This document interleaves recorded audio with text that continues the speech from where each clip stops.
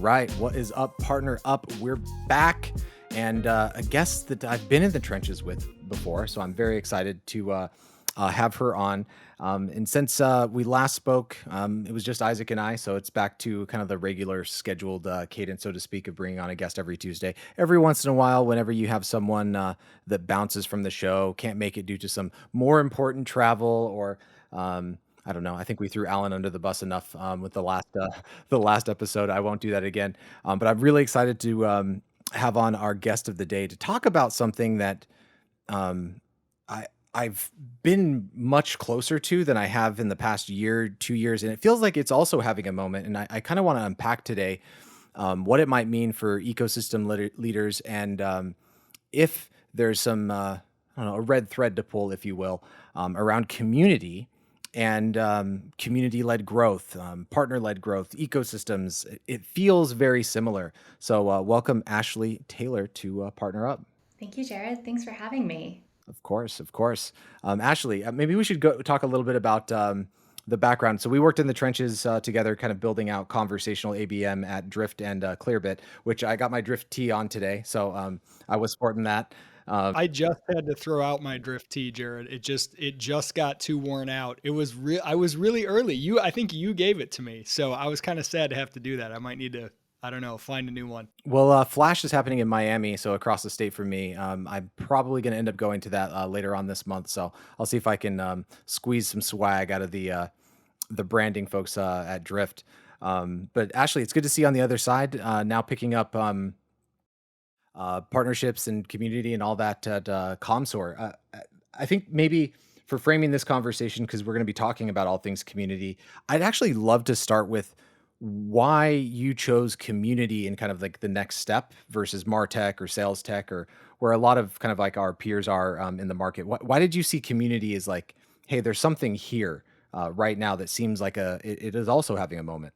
I think it just comes down to the impact that my communities have had on my life and my career. At Clearbit, I was the first partnerships hire, and for much of my time there, I was the only person working on partnerships. And so if I wanted to tap someone on the shoulder and say, hey, how are you thinking about this? Or like, hey, man, I really need help with Jared from Drift. I'm kidding. Then I had communities that I could tap and say, like, can you sanity check this? Can you run this by me? What would you do in this situation? How did you set up your sales force? And being able to see the power of the communities that I was in, specific for partner people, made it really natural for me to see how powerful this space is and how nicely it plays with partnerships and ecosystems. I think there's a pretty easy, self plug there for partnerships leaders and Cloud Software Association. Is that what you mean by that, Ashley? Like being able to hop in and ask for feedback or role models or examples is kind of like a learning center from your peers. Is that kind of what you meant by going to community to find those answers? That's sort of the easy explanation, right? Like Cloud Software Association, incredibly powerful community of partner people, partner leaders, really great community of obviously partnership leaders. One that's newer on the scene is the SaaS Ecosystem Alliance, the SEA, the community that Patreon built. And I certainly do mean all of that, and that's probably the easiest place to think of. But community is bigger than that, right? Community is the sum total network of people that I can tap, and making sure that I am able to, whether it's a message on LinkedIn or a post in one of those Slack channels or a DM, just able that the ability for me to think of what is my network as my community and see that as a growth engine as opposed to just like the people that I could potentially do business with. It's funny that you said that because we've been talking about lately communities rather than community as a necessary way to think about that part of your ecosystem, because just even for myself or when you were asked that question, you didn't even immediately have like there was one Slack channel I went to, or there was one association.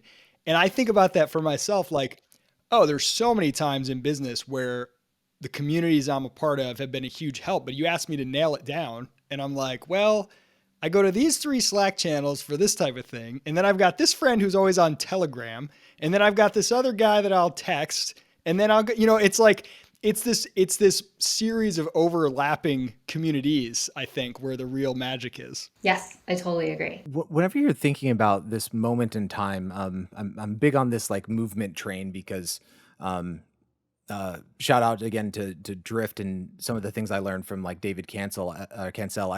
I'll never forget some of the advice he had parted on me before starting another venture was to always ride a macro trend, right? Like something that is an undeniable shift in consumer or person behavior based on bigger things that are much bigger than the category, the software, the thing, the service that you're providing. And it seems like that there's a new default that's happening where instead of relying on all of the marketing technology, sales technology, artificial intelligence, 75 points of attribution, whatever the heck it is, that the marketing organization is colliding with ecosystem and community because of the lack of effectiveness of traditional B2B marketing and sales. So like why these two things are all of a sudden colliding, does it have something to do from your point of view, Ashley, that the marketing organization is realizing, hey, we have to go where people have trust, where people are talking with their peers and learning and making recommendations? Do you feel like that change and shift in how marketing effectiveness is? I mean, I don't know. I've been doing traditional marketing for 10 plus years. Conversion rates are just continuing to decline. Acquisition costs are continuing to rise. Is that part of that from your perspective? Why is it that like the CMO cares about community now more than she did 5 years ago? Not to be too cliche, but the world changed pretty considerably almost exactly 2 years ago. And I think that when people found themselves in their own homes and no longer going to an office, they craved that interaction from elsewhere. And that I think is so much of a big part of why community is growing now and why it's able to be on a CMO's radar. And I think that, I don't know that it's marketing driving towards, oh, we need to focus on community. I think it's that people are forming these communities and therefore marketing is taking attention. It's a response, right? So marketing is a response. I would say that that's a lagging indicator. The community's prevalence and splintering, fragmenting, reconsolidating, that cycle of like consolidation, bundling and unbundling. I mean, it used to be, I feel like in community, there was, like the sales community, the marketing, the whatever. And now there's many, kind of like to both of your points. So marketing kind of stepping up to the plate and saying, hey, let's have a more philosophical or even tactical debate or, idea whiteboard session on how to leverage this phenomenon is a response to those market forces. As I've like to say a lot, the market always wins. I will say, though, that community is not necessarily a function of marketing. Community is something that touches, much like partnerships, that touches every aspect of the org. And there are certainly some orgs where the marketing team is the one that's going to latch on. There are some where, think about a support community. That is less a function of marketing and more how it ties into success and support, or a product community. It doesn't necessarily have to be marketing driven. In fact, like you could very easily make the argument, and I would make the argument, that community should be the lead. And then from there, it touches every facet of the organization, much like partnerships and ecosystem. So let's unpack that then, because that is why I felt that partner leaders have had such a difficult time in B2B SaaS, is that the marketing and sales org, she who controls the headcount tends to control the power. So you had the sales leader that really had a lot of authority in buy cycles and dictating where the business goes. But then you had the marketing org that controlled the majority of, I would say, spend from a budget perspective, ads, events, like these big ticket line items that were not afforded to partner leaders. And yet the mandate of the partner leader is like, oh yeah, you better impact marketing, you better impact sales, you better impact CS, and you better impact product. If community has those same complexities, how have you seen partner leaders kind of associate with or start to build more intersects across the organization? Because you have this now new function that feels like it has similar, I don't know, challenges, complexities. What have you seen like having that partner, hat on as, advice or insight on kind of that same phenomenon happening again? I think the fact of the matter is that community is going to happen whether or not you as an org intentionally create it. you are going to have users that love you, hopefully. You are going to have prospects that are curious about you. You're going to have an audience that sees you in the periphery because their network uses you or their network has heard of you. But I think that it really comes down to how intentional you're going to be about curating and providing resources and thinking about the experience, to sort of transform this audience and this kind of community that's happening into a really intentional part of your business strategy. Much like an ecosystem where your customers are going to be, if you're a SaaS tool, your customers are going to be using your tool very likely in conjunction with other tools.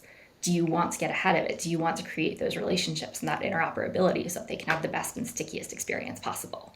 That's kind of where I think about the similarities, and sort of my thinking on that all starts. Do you think there's an element of like trying to get really serious about and being honest about what is your core value prop?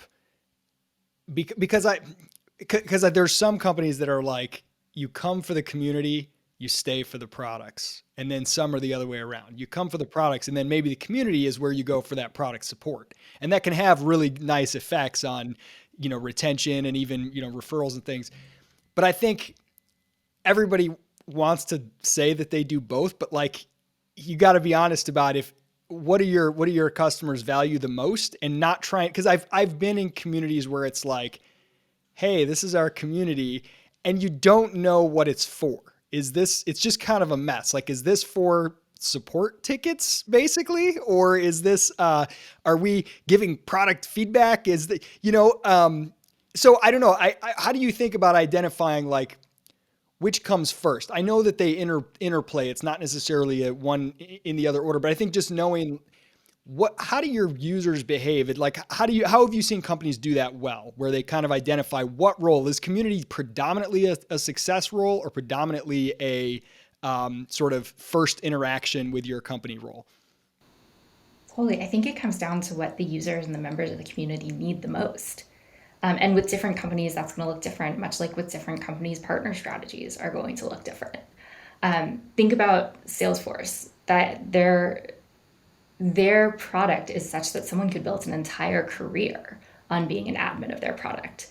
And so for them, it makes a lot of sense to have a community that is support to these people who have built their careers on top of the Salesforce product, to be able to learn how to do more and take both what they do in Salesforce and how they translate that to career farther, and get support from each other and learn from others who are in the space.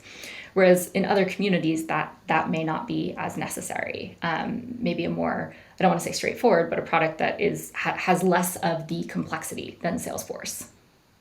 Unpacking that a little bit further, something that's been interesting to me is like this debate that's happening around building the new ecosystem centric business, whatever people are calling it, partner led growth, what have you, is there's kind of two mindsets. There's the, how do you build an organization that's ecosystem centric, or how do you build an organization that's community centric, versus having a strategy for leveraging communities for your business, or leveraging existing ecosystems, for your business. How have you noticed any similarities from that being a partner strategy? For example, like, I don't know, Clearbit, you going out and building, industry first features and functionality with existing products and, companies that exist in market, from a Marketo integration for enriching, or bringing down accounts for marketing automation, to, hey, we need to have our own ecosystem of partners and people building on the Clearbit API. Is there similarities in that same kind of like, do we build it or do we leverage it, as like a first principle? How have you thought about that at Commsor, and like kind of what you're doing now, or what have you seen in the market? Yeah, it's a really interesting question, and I know that being a longtime listener but first time caller, your mindset is very much that you win another ecosystem before you build your own. And I don't know that I disagree with that. I do think that the two can go hand in hand, though. If I'm in your ecosystem, whether you like it or not, you're in mine. And so I think that the strategy can be two prong in that sense. That was a great, succinct quote, right? If I'm in your ecosystem, you're a part of mine. I mean, that's it, to make a what could be complicated debate very simple. I think that's very, very crisp. And I think one layer deeper than that is not just the philosophy of the company, but how the roles are structured with those objectives in mind. Like I just, this morning I was talking to Scott Brinker, who is the he's the VP global like VP lead of HubSpot for ecosystem, also of noted fame, Chief Martech. So if anyone's seen those gigantic Martech, I don't even know that you can call them graphics anymore. It's like nation states. Is how many technology companies are just in the Martech stack alone. Um, I've seen some interesting things. So he posted what was it, an ecosystem evangelist role, Yes, I saw that right? Like yesterday. that's new, right? Yes, yes, Is that the first time you've seen it too? I think so. What's crazy is I hate calling out Jay all the time, the partner prophet, but what's so crazy is in his trifurcation of the channel piece, there was one that it's definitely one of those seminal pieces that started flickering off nodes in my mind, and I was like, there's something here. He said that traditional channel managers should become community managers. And then I see Scott posting a role like that, and I'm like, you have the analyst that's calling the shot in the market before it becomes a reality. You have some of the smartest people we know, like Scott, who's not a novice at any of this, then making those roles happen. I foreshadow something really big happening here where there might be a blend of, you know, ecosystem evangelist. To me, that just screams community manager, just in different words. Yep. And you know who does a really nice partner community is Intercom actually has a Slack channel where everyone who's developed an app can give feedback and ask questions and learn from each other. And they've done a really nice job of really merging partners and community to be able to further that cause. Do you think that function or that role, like in Scott's case, it's rolling up to him, Mm-hmm. but from an organization perspective, you could go big or small. Where does that ecosystem evangelist, where does that community manager for, let's say, outbound communities, just to use a distinction between like managing your own and then going and participating in others, where do you think that function should roll up to?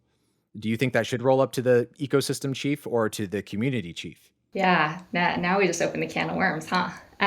Yeah, because I feel like there's this convergence happening, and ecosystem chiefs are going to have to like take a stand here and either partner with marketing if they're the ones generating this.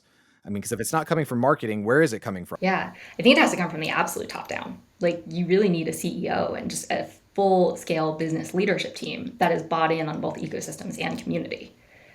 Like, I think that at the end of the day, that's what differentiates community led or ecosystem led or partner led, is that it's not just one function in an org driving for it.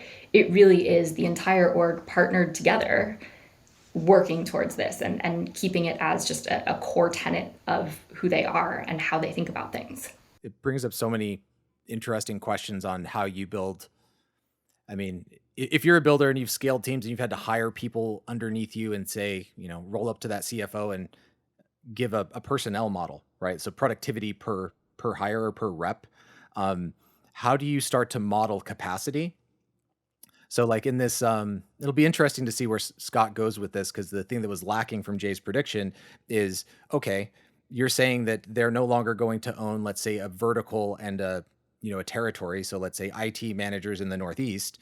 You're saying that they're going to own X number of communities. How do you build capacity on top of that to where you're not just throwing headcount at communities, qua communities?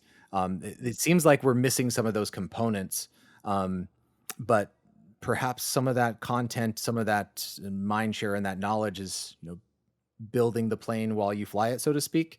Have you seen any indicators or models that we can kind of go take a look at? Because that's something I really want to dive deeper into, is like, how do you actually structure this if this is the way that trust is more equally distributed amongst peers than it is from businesses to individuals?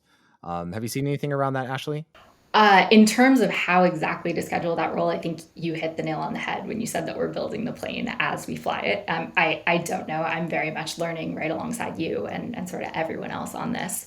I think that, again, coming back to first principles, like, what is the goal? Why are we even creating this platform evangelist role? Like, what are they supposed to accomplish?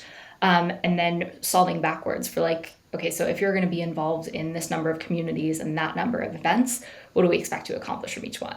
I'm a big believer in like taking a big impossible goal, breaking it into its component parts and biting off one at a time. And I think that that's just sort of, whenever you're kind of building something new, that's the approach that I take anyway.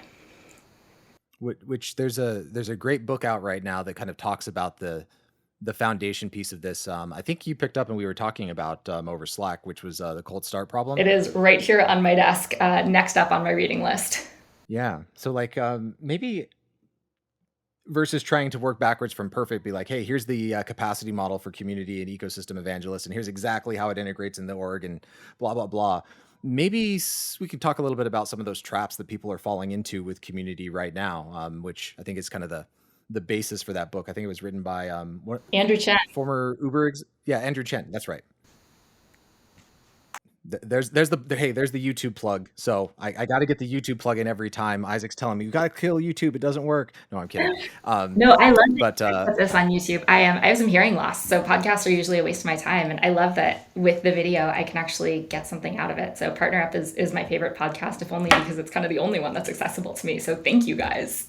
there we go. There we go. We got it. So I love that you threw me under the bus unnecessarily there, Jared. That's okay. I can be the foil.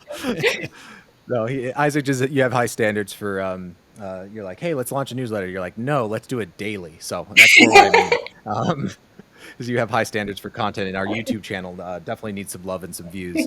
Only if you've kind of like picked up steam there. So going back to cold start problem, I'd love to hear how you're thinking about like the traps that people are kind of falling into with that cold start problem. The first handful of people, there's nothing. Anything that you've seen with because I mean, you have community.club, right? That's like a community of 1,500 community managers. I mean, that sounds like the epicenter of like innovation is happening kind of like right there. Yeah, absolutely. So everything that I just said about figure out your goal, break it into pieces, solve backwards. The other important piece of that is like just jump in. Like and again, this is getting a little bit more philosophical than just community or just partnerships, but having been the first partner person now at two startups, at a certain point, you have to just acknowledge that you may not know the answer and you're not going to find them until you learn. So at a certain point, you have to just jump in and try something. And if you're going to fail fast so that you can try something else next. But yes, Community Club has, I want to say, about just shy of 4,000 members. I hope. Oh, wow. I was way off. Yeah. 4,000? Wow. Yeah, just shy of that in our Slack community. And it is all community professionals coming together to learn from one another. And obviously in a community and partnership leaders as well has thousands of members, as does CSA and SEA. And there's a ton of value in the size of the network. But what is the value when it's just someone who says, hey, I want to start a community? Well, look at this. There are 3 of us on here right now. And I don't know how many listeners you regularly have, but couldn't you argue that that is community? And that even though there are just 3 of us, we're creating something that hopefully adds value to the audience who's listening. And couldn't that be the starting point of a community?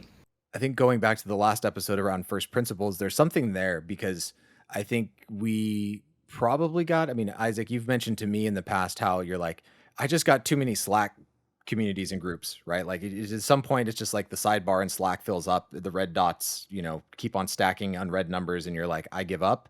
I think, Ashley, you come back to a very good first principle that having a forum for conversation is a very narrow lens by which to view community. Because if we're all just thinking about, hey, let's spin up a Slack group or a Discord or a forum, that the medium almost doesn't matter in comparison with, where you start. I mean, I think it comes down to what is a community. I would say that it's a group of people who are in some way growing together. And that can be, we think of it online as Slack communities or Discord or everything that you just threw out. It's also my neighborhood. It's also the rec center where I start swim lessons this weekend for my 9-month-old. Like, community is so much bigger than just what we're doing online. I think that just especially 2 years ago when the world changed was when the internet caught up to like creating the best proxy for real world connection. And these powerful things have happened where now leaders of certain functions can come together and learn from each other. And I'm not just learning from other people in my org, I'm now learning from partnership leaders all around the globe in orgs of all different sizes who are further ahead and further behind in career. And that's just something that is totally new for me as of the last few years. Yeah. I think trust in it. It's interesting. It's almost like a question you can ask yourself, like, because it is easy to say, okay, we got to have a community.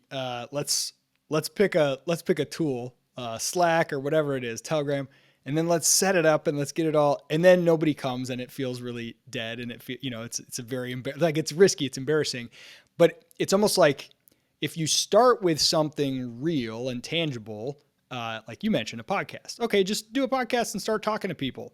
Do an event, do a meetup, a happy hour, start talking to people. And then whatever it is that you started with, if you ask the question, if we created a Slack channel, can I think off the top of my head of like 20 people who would immediately say, yes, I was hoping you would do that, right? And once that answer is yes, now maybe is the time. But if the answer is no, that's maybe where you take Jared's approach and say, well, where are people engaging already? And can I go join that existing community until it is a sure yes, until there is a bunch of people that were just dying for me to say, okay, we're formalizing this into some kind of place where everybody can, connect with and that's how Partnership Leader started. It was Chris and Asher and Ty and their network, and they turned it into the just thriving community with regular events and paid membership and just phenomenal content. And they have their own community ecosystem. Like a few years ago, that was just a handful of partnership people who were trying to figure out how to learn from each other. And that trust and that shared belief is kind of what unites them. It's Isaac and I kind of have somewhat of it's more like an economics, but some political, maybe more philosophical background going way back. Do not Google our names and search YouTube, which means that people will probably do that now. You'll find some interesting talks from probably the two of us back in the early 10s. It feels like there's something there around the trusted shared belief, and why I'm calling this a moment or a movement feels very similar to political movements that have happened in the past, because what underpins both of these things, or all of these things, it's trust and a shared belief. And it used to be in business that you had to go to authority in order to get those lessons or those learnings or those insights. There's a book, an author, something that's centralized. And now that those learnings and insights have been much, kind of like fragmented. And that's something that I'm seeing as a phenomena, having been a part of communities that I've seen span the test of time. So something like a Modern Sales Pros, where I've learned about most tech that I bought for a sales stack through MSP and through my peers in sales and leadership and sales operations, what works, what doesn't work, how to solve a problem. I mean, that started as a Google email listserv. You talk about the worst possible UX for a community. It's that. It's sifting through and setting up a filter in your Gmail inbox that's like MSP, and then you just get hundreds of emails a day. Hundreds of emails a day. That UX is horrible, but it's spanned the test of 7 years now. So like, I don't think the forum matters as much, but I think MSP is an outlier. What I'm seeing now is there's multiple communities that were popping off that I was a part of, and now it'll be days between posts. Like those conversations aren't happening. It seems like community decay is also something that needs to be addressed in this kind of maturation of having this approach as a business, or even having your own community.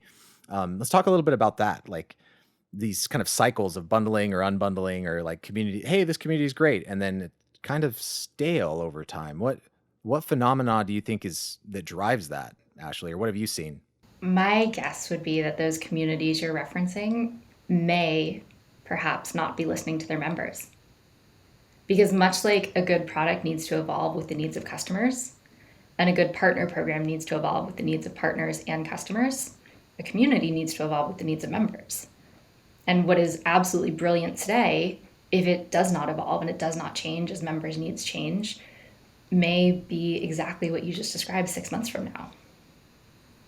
Let's get even more tactical. I hate to use Pete and MSP as like the example again, but there's some things that I've seen where it's like, he did it this way, other community did it this way. One of them succeeded. One is self-promotion, right? So in MSP, it's kind of hilarious, actually. It actually builds culture. I think community has a culture, just like every company has a culture. And if your culture decays, your community is going to decay. So an example of that would be someone, asks a question, hey, what's the best e-signature software out there that integrates with Salesforce?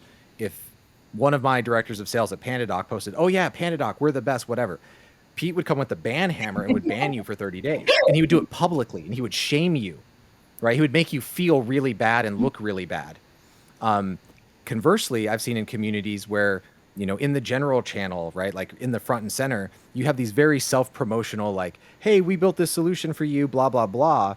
And if that goes unchecked for a while, it seems like it starts to lose a lot of that trust. Yeah, I also think it comes back down to the purpose of community. I'm in a community where the purpose is uplifting women entrepreneurs. So self-promotion is totally encouraged in that community. And like it would be weird if there wasn't a whole bunch of like, hey, celebrate with me, I built this cool thing. So again, it comes down to listening to your community and understanding what they need. I think there's a ton to unpack there. I think you also have I really love the sub sites that Commsor has. You had community club for the community managers, and then there was the other one, which was, what's the other site? Community led. Community led, community led Sorry, growth.com. communityled.com. You're right. Okay, communityled.com. And there's like a what's the title of the report that you can kind of get? It's like the assessment to see where you're kind of. Yeah, so there are a couple of different resources on that. Community led itself is the Commsor started, but really a declaration owned by all the companies that are committing to being community led and resourcing their communities and not having them be sort of this side dish, but really like a main piece of the strategy. You can get a community led report. It's the community version of Crossbeam's State of the Industry. And then there's also like the ability where you can answer a few questions and see sort of how mature and how developed your community is as well. I think those moments in kind of the life cycle are very important to pay attention to, and I think there is a lot of overlap between the maturity of an ecosystem and a maturity of community. Um, I mean, you can just think of so many parallels. If your tech partners are just trying to sell, their integration of their solution, and that's all they're doing into your customer success organization, like your CSMs aren't going to be like, yeah, that tech partner is really annoying. They just come in for leads all the time. That's all they care about, right? They don't care about customer success. Same way, community members coming in and just slinging their own solutions. You get a lot of not just decay, but I think I don't know, just grow tired of it. We're marketed to too much. I mean, like if you look at our phones, how many notifications we got since we've been on this one, right? All the time. You just made me look over. And Thanks. yeah, exactly. Like, with the 47 Chrome tabs open. One thing, this is going back a little bit to, I know we were talking about community decay, but kind of back to the beginnings of a community. And I'm just thinking as we're sitting here, because I have to make parallels to things that I know well, since as I said, I'm relatively new to this world of partnerships and things. The concept of learning out loud is something I've spent most of the last decade working with people getting their careers started. And what I always tell them is learn out loud, because if somebody Googles you when you're applying for a job and you have a handful of blog posts and it's just like, hey, my attempt to set up a MailChimp drip sequence, and you just document your process. An employer who sees that, even if you don't do it well, they're going to be really impressed, right? They're going to want to, it increases your signal, your luck surface, et cetera.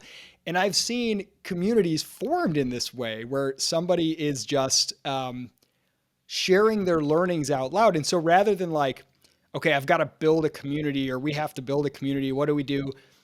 You can just start by documenting things that you're already doing, or go find others who are doing that. So I have a friend who does this all the time. He's a real hacker type. And every time he does something new, he just writes a blog post about it. Hey, I found, and he used to work for me. I hired him at my company, and he would write blog posts about things he was building for us. Like, hey, there wasn't an integration between, Typeform and Slack. And so I hacked one together using Zapier and this and this and this.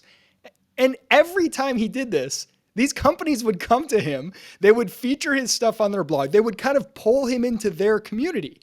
And then he always had an in at all these companies. If we had something break, he'd be like, oh, I'll go hop on because they love me because I tweeted about them one time and I did a tutorial about how I used theirs. So either doing it yourself, just starting with learning out loud, and other people who are like going through the same thing will say, hey, yeah, this is really helpful. I like that. And it'll kind of accrete around you, or finding others who are learning out loud in the same space and kind of, forming a community around that. I think community is the great equalizer, right? No matter how far you are in your career, you're still learning. I hope I'll still be learning throughout the entirety of my career. And I will always benefit from other perspectives, from someone who's done it differently, from someone who I can shoulder tap and say, hey, does this make sense? And so if we really are all in the same boat, then community is the great equalizer. I think this is where the OG Malcolm Gladwell comes back in, connectors, mavens, and, salesmen, is being that connector or being that maven, that person that's just sharing that experience over time. That's how you get to build bridges between relationships and communities. And I feel like those are the foundations for those people that end up being, evangelist as a role. That's actually a new phenomenon that I've seen. There's actually been several B2C companies where I've seen founders that I know, like, wow, that's an awesome CEO. Oh, that's an awesome COO or CTO. And then chief evangelist. I'm like, that's in the founding 3 team is chief evangelist. And why? Because they've put so much out there and they've built such mind share and trust that spans across communities, across ecosystems, that when they speak, they are a connector, they are a maven, they know how to connect people, and they know how to educate without selling. And I feel like that's an opportunity for everyone that's kind of like diving down this rabbit hole in ecosystem and community land, that even if everything changes in terms of how we operate our businesses today, how communities are built and the models and the structure, this seems fairly timeless. I mean, it's the same thing that Malcolm Gladwell was talking about in some of his seminal reads, right? It's still happening today.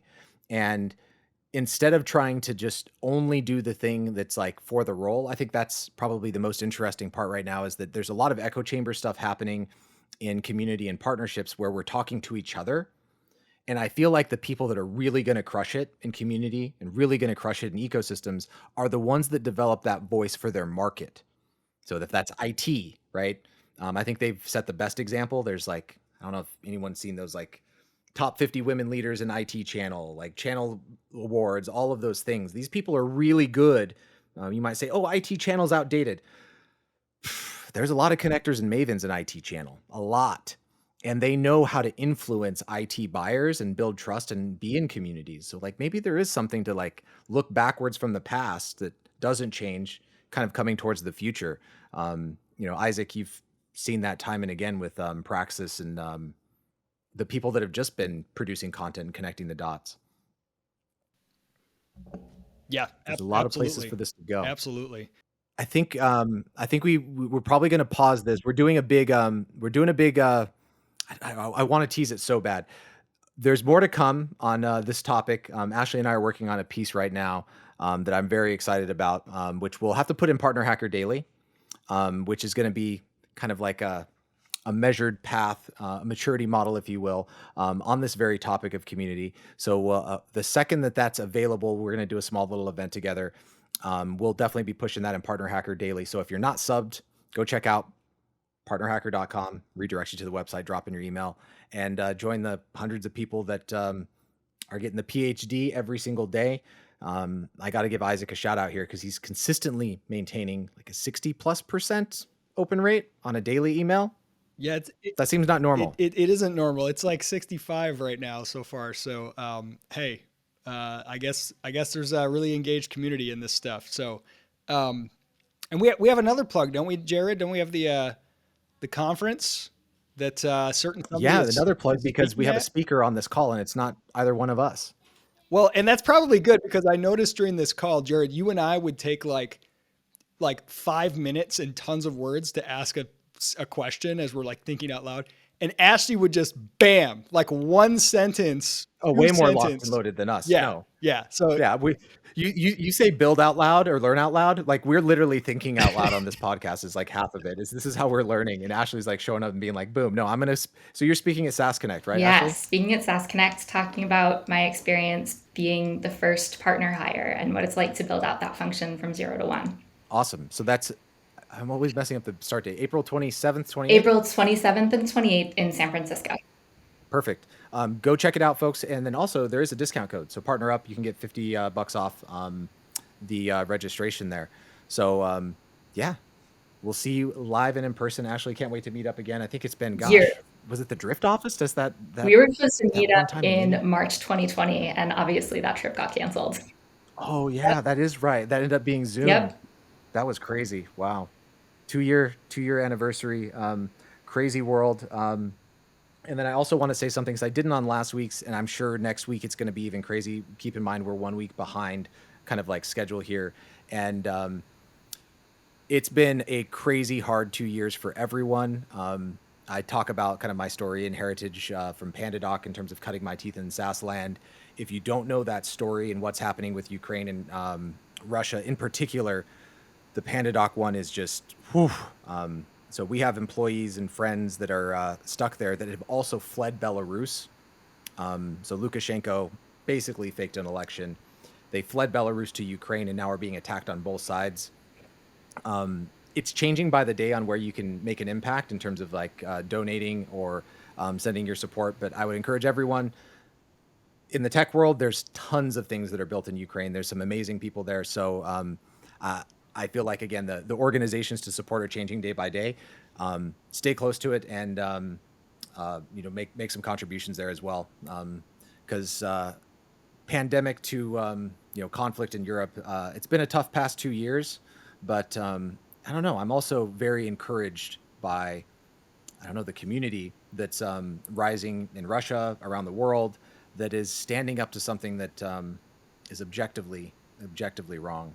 I don't know. I think there's a lot of hope in the stuff that we're talking about in these connections in this digital world where it's being reported on from the front lines, and I think there's a chance for good to reign. And tying back from last week, actually, that's an unstable system, Isaac. Having a dictator that's like on his last breath, holding on with power and might, and I think these decentralized systems, communities, and ecosystems over time are going to be what's winning. But for now, I think everyone needs our support. So I'll leave on that somber but inspirational note that I think that what we're doing is impactful and creates a more natural and stable world. So with that, we'll see you at SaaS Connect. We'll see you on the next PartnerUp and in the inbox on the Partner Hacker Daily. Ashley, it's great having you. Thanks for having me. All right, y'all. We'll see you next time.